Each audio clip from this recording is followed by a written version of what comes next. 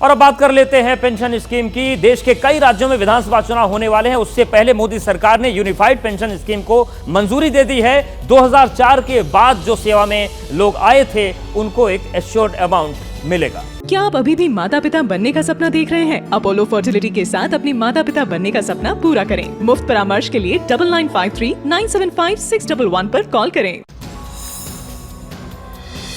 आप सरकारी नौकरी करते हैं तो ये आपके लिए अच्छी खबर है। मोदी सरकार ने एक नई पेंशन स्कीम को मंजूरी दी है, जिससे आपको रिटायरमेंट के बाद अब राहत देने वाली पेंशन मिलेगी। जानकारी के मुताबिक इस स्कीम के तहत 25 साल की नौकरी करने वालों को बेसिक सैलरी का 50% पेंशन मिलेगा और पारिवारिक पेंशन आखिरी पेंशन का 60% होगा। यही नहीं, जिन लोगों ने कम से कम 10 साल की सेवा दी है उन्हें 10,000 रूपए प्रति माह के तौर पर पेंशन दिया जाएगा। महंगाई दर के हिसाब से पेंशन बढ़ेगी भी। साथ ही कर्मचारियों को एनपीएस यूपीएस में चुनने का विकल्प होगा। यूनिफाइड पेंशन स्कीम को लेकर पीएम मोदी ने लिखा, देश की प्रगति के लिए कठिन परिश्रम करने वाले सरकारी कर्मचारियों पर हमें गर्व है। यूपीएस इन कर्मचारियों की गरिमा और आर्थिक सुरक्षा को सुनिश्चित करने वाली है। यूनिफाइड पेंशन स्कीम को मोदी सरकार ने मंजूरी दे दी है, लेकिन अब जान लेते हैं कि old pension scheme, new pension scheme और यूनिफाइड पेंशन स्कीम में क्या फर्क है। इसके साथ ही साथ एनपीएस से कैसे अलग है वो भी बताते हैं आपको। सबसे पहले उन लोगों को ये जानकारी पहुंचा देते हैं जो फिलहाल एनपीएस का लाभ ले रहे हैं। आंकड़ों पर गौर कीजिए।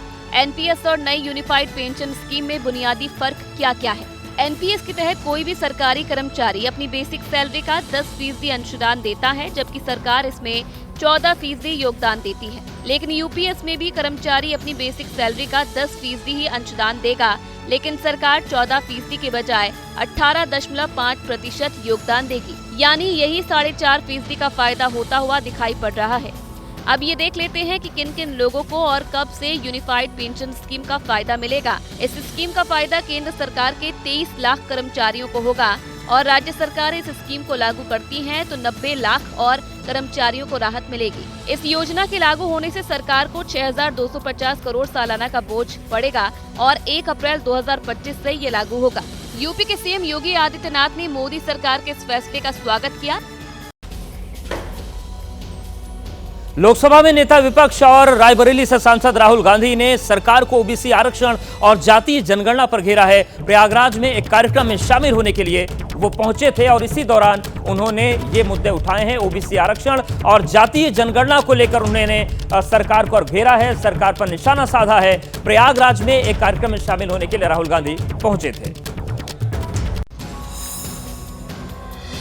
विधानसभा चुनाव आते ही आरक्षण और जातीय जनगणना का मुद्दा फिर बाहर निकल आया है। प्रयागराज में संविधान सम्मान सम्मेलन में राहुल गांधी ने एक बार फिर जातीय जनगणना की मांग कर दी। 90% लोग बाहर बैठे हुए हैं और देख रहे हैं और उनके सिस्टम में कोई भागीदारी नहीं। जातीय जनगणना अलग कम्युनिटीज में, हम हर कम्युनिटी की लिस्ट है। एक तरफ उन्होंने जातीय जनगणना की मांग को लेकर बीजेपी सरकार को घेरा तो ओबीसी आरक्षण का भी मुद्दा उठा दिया। मेरा विजन है कि हिंदुस्तान में धन किस प्रकार से बांटा जा रहा है, ओबीसी के हाथ में कितना है, दलितों के हाथ में कितना है, मजदूरों के हाथ में कितना है। राहुल गांधी ने कार्यक्रम में कामगारों का मुद्दा भी उठाया। जिसके पास स्किल है, जिसके पास हुनर है, जो काम करना जानता है, सिस्टम इनसे कोई बात ही नहीं करता। और अब बात हरियाणा विधानसभा चुनाव की कर लेते हैं। यहां पर चुनाव की तारीख को लेकर सियासत तेज हो गई है। दरअसल सभी 90 सीटों पर 1 अक्टूबर को वोट डाले जाने हैं, लेकिन बीजेपी ने चुनाव तारीख बदलने की मांग की है और इसी पर सियासी रार बढ़ गई है।